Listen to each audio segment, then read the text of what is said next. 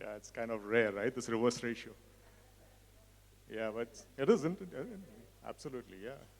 And it's absolutely amazing. I mean, I haven't seen so many women in construction in one room. I mean, I've been in this business for about 15 years now.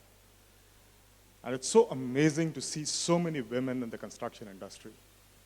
And I think Sheetal is absolutely bang on. We need more of them to, put our heads in the right place. I think we owe this evening, this is more than a year after we've actually got together in this kind of a gathering, right? I mean, the last 1 year or more, we haven't been to these kind of gathering, and there are so many women behind this evening. I mean, imagine all those frontline medical workers, the assistants, the nurses, the doctors, all the IRs in the hospitals, all the uniformed women, the policemen. We owe it to all of them, for this evening, really. So maybe a round of applause, to recognize their effort. So thank you very much, women. Panasonic certainly in India owes its success to women. I'm not exaggerating. So we have about 7,800 workers in our various factories. 65% of them are women. And these women came from the villages of Gujarat, Uttarakhand. They didn't know what industry was earlier before we set our factories there. And today, again, I'm not exaggerating. These are the women who have given us year on year increase in productivity, better quality products.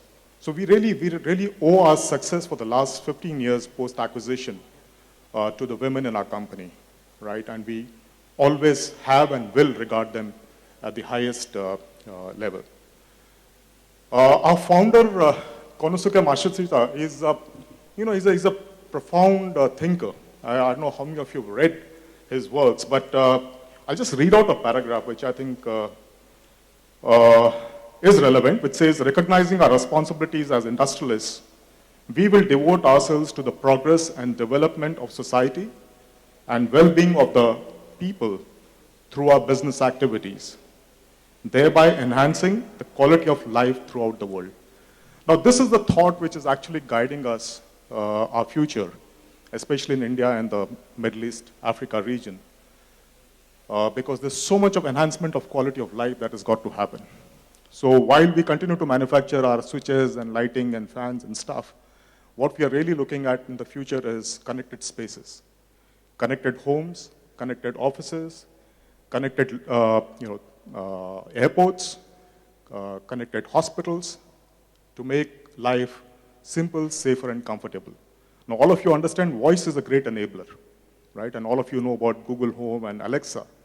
Now, imagine an old person in the house who could control the water heater, who could control the coffee machine, who could control the AV system just by voice, right? Is that future? No, it's today, it's past. It's already happening.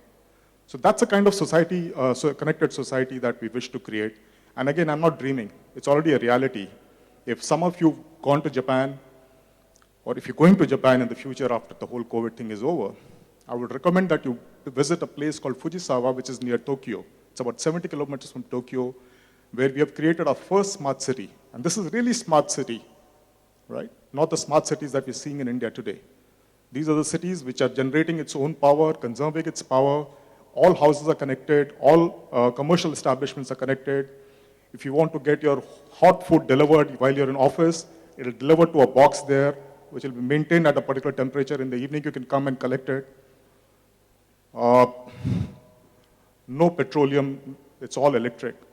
It generates its own power and supplies the excess power to the city. In case of an earthquake, it can sustain itself for about 5 days, right, including food. And that's the kind of vision that we have.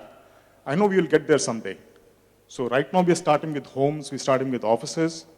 We are soon talking to many developers for creating gated communities which are smart.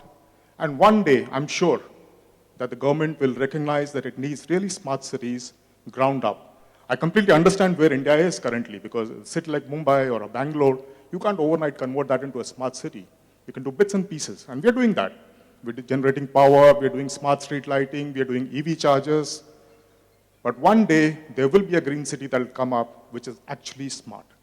That's our vision for tomorrow, to give people a better life, a better world, energy, safety, and comfort. Thank you very much. Enjoy the evening. Thank you.